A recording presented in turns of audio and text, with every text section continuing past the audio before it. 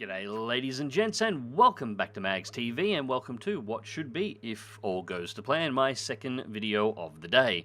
So what's this one all about then? Well, I've been getting a few questions on social media and a few other places just quietly, asking me where my review of the Winwing FA18 HOTAS unit is. For those of you who have been watching the channel for a while, you'll recall a couple of months back, I received a review sample of the Winwing FA18 Hornet throttle and joystick HOTAS set. Looked quite promising. I did a bit of an unboxing for it. It is on the channel now, so you can check that out if you want. The background footage today, by the way, is me doing a spring change on the Winwing throttle. So I normally would do this without the joystick attached, but I left it on because I was recording, so I would more easily move the gimbal and you could see how the whole thing looked and came together. But what I'm doing here is just changing the springs and adjusting the tension, doing a test, because I've got a few different springs for it. Anyways, back to the main point. So a few things have happened since I actually received the HOTAS package from Winwing. Basically, skipping to the point here, the review samples that we received are no longer representative of the joystick that will, or the HOTAS unit that will be being sent out to customers. Now I'll explain why. As far as I know, at least, the content creators on YouTube that was sent the Winwing HOTAS, and there was a few of us. I know I got one, I know Jabba's got one, I think there are a few others as well, that received these units for testing, were the first people outside of Winwing and their engineers to have actually received these units. So we were essentially the first public testers, and Winwing was very interested, considering how often all of us, who are all active in the flight sim community, actually fly the aircraft, exactly what we found with their throttle. They wanted feedback, both positive and negative. They wanted to know what they did right and what they did wrong, and if there are any problems along the way. And unsurprisingly, if you put a brand new developed HOTAS system in the hands of people that fly for anywhere up to 6 to 8 hours a day, problems are going to be found. Design problems and some engineering problems.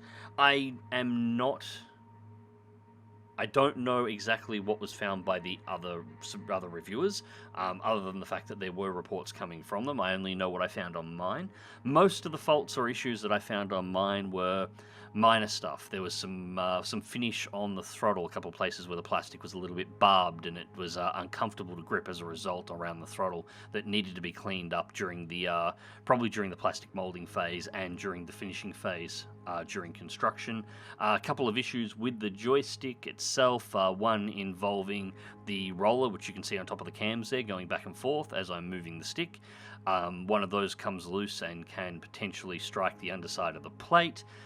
I've done a little correction on that myself, and I've sent through a report to Winwing for that one as well. And there were just little things, nothing overall major to the unit, and many of the things I was able to correct myself. For example, one of the problems that I ran into was was actually on day one, was the Z-axis. I was very interested in the Z-axis for spaceflight, or space sims. On this, and it has an installable Z-axis that you can put between the base and the joystick, which gives you twist functionality, which is fantastic. It's excellent that it's there, and as far as I'm concerned, the option for a Z-axis, either as an installable unit or integrated into the grip, should be sort of standard these days. So you can choose whether or not to use it or not, but it should be available. Installing it in, due to the way the threads worked, allowed it to twist within the thread. Mainly because there was no resistance between the base unit and the actual Z-axis when it's screwed in, and so whenever you applied more than, well, the Z-axis is quite stiff, so you don't accidentally give inputs into the Z-axis while you're flying by accident, but as a result, when you lean in to actually use the Z-axis, you're putting quite a lot of force, and that force goes directly down the thread, and the unit was twisting inside the thread, and the joystick could turn 90 degrees to the base, which is not what you want when you're in the middle of a dogfight with a MiG-29. So I fixed that on mine by installing a 3mm rubber washer between the base and the inside of the Z-axis, where they screw together, and the rubber puts a resistance between one and the other, and they don't twist anymore, and it's perfectly fine. As far as I know, I think they're going to incorporate that fix as something in the actual unit itself, actually putting rubber washers in between the pieces by default, so when they're stacked they all grip and friction is applied and the joystick stays nice and solid. So I think that was mentioned anyway. I don't know if that's the fix I'll go up to, but that was the line of thinking when I reported that one. Another one was the throttle itself. The left and right hand throttle axes, once the grips were installed, were so close together that while you were using them as one, everything was perfectly fine, but if you needed to use the two throttles independently and tried to cross them over, the left hand engine throttle would strike the grip for the right hand engine throttle. That was just a couple of mil too close together. I fixed that one up by opening up my throttle base and actually putting a very slight bend in the metal arm of about 1 degree, and then reassembling the unit, which puts about a 1 mil gap in between them when they're fully set up, and it fixes the issue. It's not something where you should have to bend. It's something that should be fixed in the manufacturing process, and well, that is why these have bends turned into engineering samples now, because that's precisely what Wing has been doing. They were receiving all of the info for us, all of the reports for different things that were received, whatever we had issues with, whether it be something really minor like just finish, general polish, or something out to a actual mechanical fault that needed to be adjusted. And they decided in the long run what they were going to do is go back to all of their units, which they were prepping up for the pre-orders to send out, and their first generation production units for public sale, and apply the repairs or apply fixes based on all of our feedback to everything that they had, which is fantastic. It's actually good to see a designer of some kind, instead of releasing the janky product, go, no, look, we're going to hold up the delay for a few moments, and we're going to actually fix this issue. Don't know how many were paying attention to the sim community around about the time the X55 Rhino was originally released. Scitech and Mad Catz. Mad Catz no longer exists for obvious reasons. When that was released, Scitech was fully aware of the problems that the X55 had, and Mad Catz just pushed production through anyway, under the assumption that only half the people are actually going to report them in, and they don't have to worry about it. They'll just replace them with probably another broken one until eventually the fixed ones that they make will fix the issue. Unfortunately, that's way too common in a lot of industries these days. But in this case, they were seem pretty dedicated to actually producing a high quality unit, and so wanted to take all of our feedback and apply it to the production models. So what I have now is no longer representative of the actual release throttle, release HOTAS unit. The release HOTAS unit will now have all of the fixes, or at least should have fixes for all of the problems that have come in from all the various content creators that have used the stick in all sorts of various ways in order to improve it. So it should lead to a much better end product.